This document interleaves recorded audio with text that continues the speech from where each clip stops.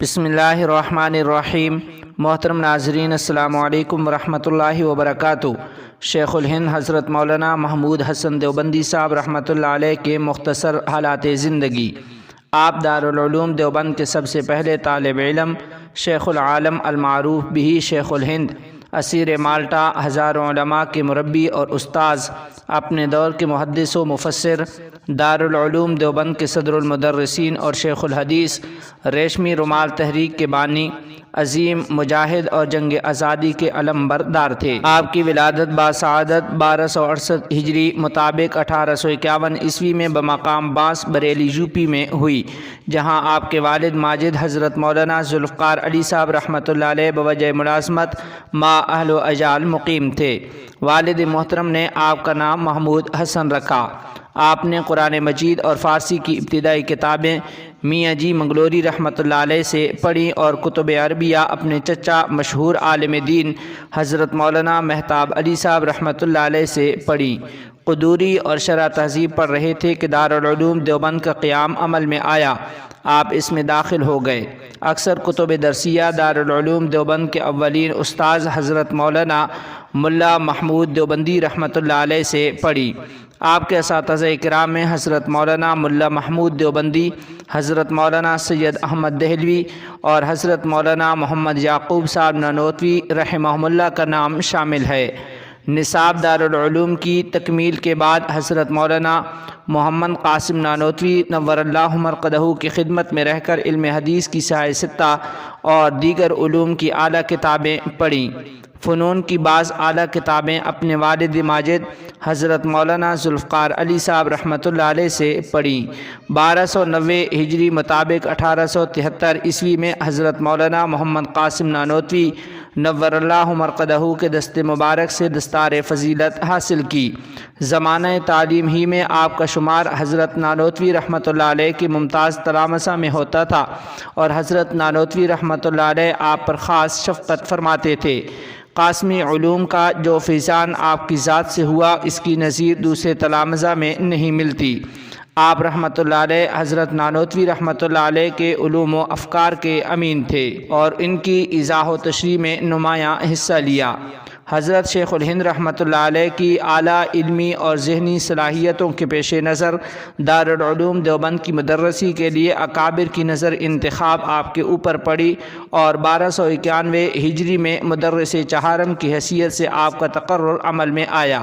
حضرت شیخ الہند مولانا محمود حسن دیوبندی رحمۃ اللہ علیہ نے اپنی تدریسی زندگی کے آغاز سے بڑی محنت اور جانفشانی کے ساتھ دارالعلوم دیوبند کی خدمت کی۔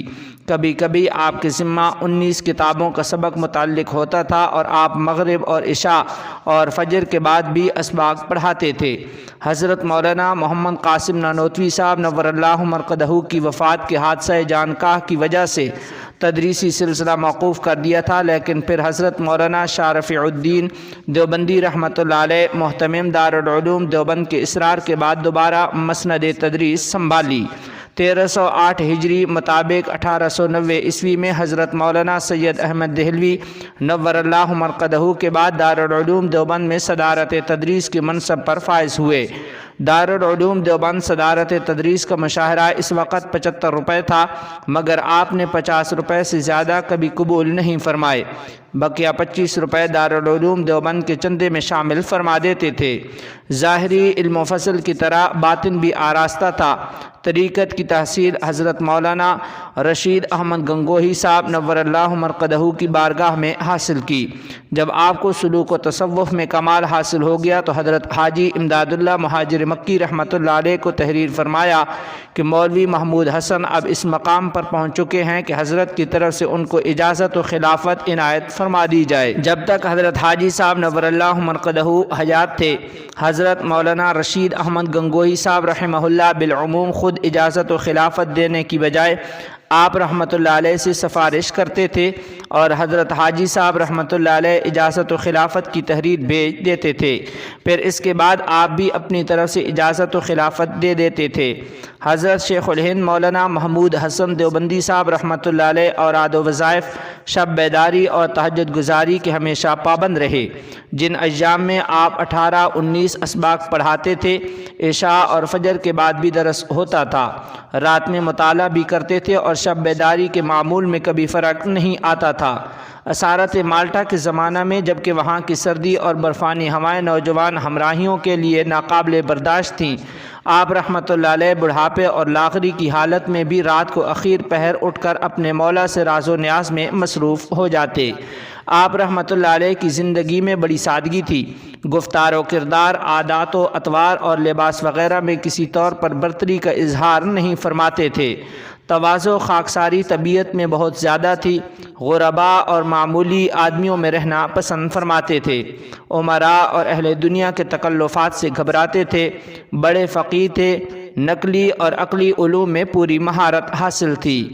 تاریخ کا مطالعہ بھی بڑا وسیع تھا، شعر و ادب سے بھی لگاؤ تھا اور بہت زیادہ اشعار یاد تھے، خود بھی شاعر تھے، آواز صاف تھی، کلام میں ایجاز تھا، درمیانہ قد تھا، چلنے اور بات کرنے میں بڑا وقار تھا۔ آپ رحمۃ اللہ علیہ کے چہرے سے ہمت اور تواضع کے آثار نمایاں تھے، عبادت اور مجاہدہ کا نور ٹپکتا تھا، احباب اور تلامذہ کے ساتھ انبساط کے باوجود وقار اور ہیبت کا اثر دکھائی دیتا تھا۔ دارالعلوم دیوبند کے صف اول کے فضلاء اور علماء میں تقریباً سبھی نے آپ رحمۃ اللہ علیہ سے کسب فیض کیا تھا۔ حضرت شیخ الہند مولانا محمود حسن دیوبندی صاحب رحمہ اللہ کے فیض تعلیم نے مختلف علوم و فنون کے ماہرین کی ایک جماعت تیار کی ہے، مثلاً حضرت مولانا سید محمد انور شاہ کشمیری، حضرت مولانا عبید اللہ سندھی، حضرت حکیم الامت مولانا اشرف علی تھانوی، حضرت مولانا سید حسین احمد مدنی، حضرت مولانا مفتی کفایت اللہ دہلوی، حضرت مولانا حبیب الرحمن عثمانی، حضرت مولانا شبیر احمد عثمانی، حضرت مولانا سید اصغر حسین دیوبندی، حضرت مولانا منصور انصاری، حضرت مولانا ابراہیم بلیاوی، حضرت مولانا اعزاز علی امروہوی، حضرت مولانا سید مناظر احسن گیلانی، حضرت مولانا سید فخر الدین احمد، حضرت مولانا سید احمد فیض آبادی، حضرت مولانا احمد علی لاہوری، حضرت مولانا محمد الجاس کاندہلوی، حضرت مولانا غلام رسول ہزاروی، حضرت مولانا ریاض الدین بجنوری، حضرت مولانا خواجہ عبدالحی فاروقی، حضرت مولانا رسول خان ہزاروی، حضرت مولانا فضل ربی ہزاروی، حضرت مولانا محمد اکبر شاہ پشاوری، مولانا عزیر گل سرحدی، حضرت مولانا عبدالوہاب دربھنگوی، حضرت مولانا عبدالصمد رحمانی، حضرت مولانا محمد صادق کراچی، حضرت مولانا ڈاکٹر عبدالحی لکھنوی اور حضرت مولانا احمد اللہ پانی پتی رحمہم اللہ وغیرہ جیسے اساتین امت شامل ہیں۔ اپنے وسیع علم اور کثرت درس کے باعث تالیف و تصنیف کی طرف زیادہ توجہ نہ دے سکے۔ ابتدائی 25-30 سال تو درس و تدریس میں مشغول رہے اور اس کے بعد تا زندگی مجاہدانہ سرگرمیوں میں مصروف رہے، مگر اس کے باوجود آپ رحمۃ اللہ علیہ نے نہایت قابل اور ماہرین علم و فن شاگردوں کی ایک جماعت کے ساتھ گراں قدر علمی ورثہ بھی چھوڑا جو حسب ذیل ہے۔ نمبر 1، ترجمہ قرآن کریم اردو کا مقبول ترین ترجمہ۔ سورہ نساء تک آپ کے حواشی بھی ہیں جنہیں بعد میں حضرت علامہ شبیر احمد عثمانی رحمہ اللہ نے مکمل کیا۔ نمبر 2، الابواب والتراجم، صحیح بخاری کے تراجم ابواب کی مختصر شرح۔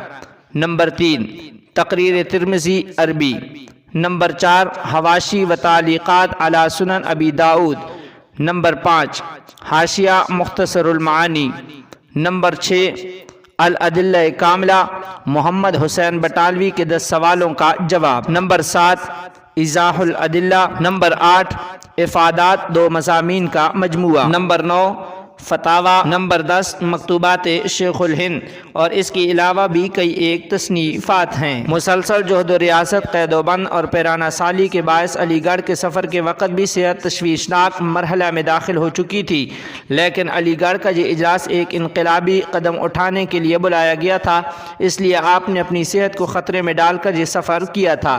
حال یہ تھا کہ 2 آدمیوں کے سہارے بڑی مشکل سے اسٹیج تک تشریف لے گئے، مگر بولنے کی طاقت بالکل نہیں تھی، اس لیے آپ نے اپنے شاگرد حضرت علامہ شبیر احمد عثمانی صاحب نور اللہ مرقدہ کو حکم دیا کہ وہ خطبہ صدارت پڑھ کر سنائیں۔ اسی صورتحال کے پیش نظر رفقائے سفر نے آپ کو سیدھے دہلی تشریف لے چلنے کا مشورہ دیا تھا، اور اسی دن آپ نے ڈاکٹر انصاری صاحب کی کوٹھی دریا گنج دہلی میں پہنچ کر علاج شروع کر دیا تھا۔ ڈاکٹر انصاری صاحب اور ان کا گھرانہ حضرت شیخ الہند رحمۃ اللہ علیہ کی ذات سے انتہائی عقیدت رکھتا تھا، اس لیے علاج میں انہوں نے جتنی سرگرمی دکھائی ہوگی ظاہر ہے۔ اسی دوران جمعیت علماء ہند کا دوسرا سالانہ جلسہ دہلی میں ہوا اور آپ کو صدارت کے فرائض انجام دینے پر اصرار کیا گیا۔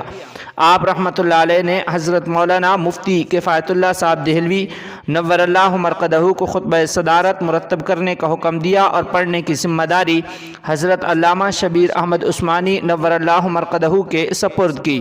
آپ اس اجلاس میں ایک لمحہ کے لیے بھی تشریف نہ لے جا سکے، کیونکہ اب بستر سے اٹھنا بھی محال ہو چکا تھا۔ عمر 70 سال کے قریب ہو چکی تھی، لاغری اور کمزوری انتہا کو پہنچ چکی تھی۔ علاج پوری سرگرمی سے چل رہا تھا، کبھی کبھی کچھ افاقہ محسوس ہوتا، مگر دوسرے دن اس سے بھی زیادہ حالت تشویشناک ہو جاتی۔ موت و زیست کا دوراہا سامنے تھا، قدرت کب کس راہ کی طرف موڑ دے، ہر وقت یہ کھٹکا مخلصین کو لگا رہتا تھا۔ امید و بیم کی کشمکش تشویش و اضطراب میں تبدیل ہو چکی تھی۔ بالآخر 18 ربیع الاول 1339 ہجری مطابق 30 نومبر 1920 عیسوی بروز منگل کو حالت تشویشناک ہو گئی۔ مرض لحظہ بلحظہ بڑھتا جا رہا تھا، ہوش و حواس بجا تھے، مگر ایک استغراقی کیفیت طاری تھی۔ مخلصین اور خدام تلامسہ چارپائی کے گرد موجود تھے، دل دھڑک رہے تھے۔ 7 بجے شام کو حالت میں بہت تغیر ہو گیا۔ 18 ربیع الاول 1339 ہجری کی تاریخ تھی۔ حضرت شیخ الہند مولانا محمود حسن دیوبندی رحمۃ اللہ علیہ پر ایک گہری غفلت طاری ہو گئی۔ حضرت مولانا مفتی کفایت اللہ صاحب دہلوی رحمۃ اللہ علیہ نے سورہ یاسین شروع کی، مگر وہ جوش گریہ اور ادب کی وجہ سے بلند آواز سے نہیں پڑھ سکتے تھے، اس لیے مولوی حافظ محمد الجاز صاحب نے سورہ یاسین پڑھنی شروع کی۔ ابھی سورہ ختم بھی نہیں ہوئی تھی کہ حضرت نے خود بخود حرکت کر کے اپنا بدن سیدھا کیا، ہاتھوں کی انگلیاں کھول کر سیدھی کیں، اور 8 بجے جب سورہ قریب الختم تھی تو حضرت نے آنکھ کھولی اور تصدیق قلبی کی تائید کے لیے زبان کو حرکت دی، اور خاص الیہ ترجعون کی آواز پر قبلہ رخ ہو کر 3 مرتبہ اللہ اللہ اللہ کہا اور ہمیشہ کے لیے آنکھیں بند کر لیں۔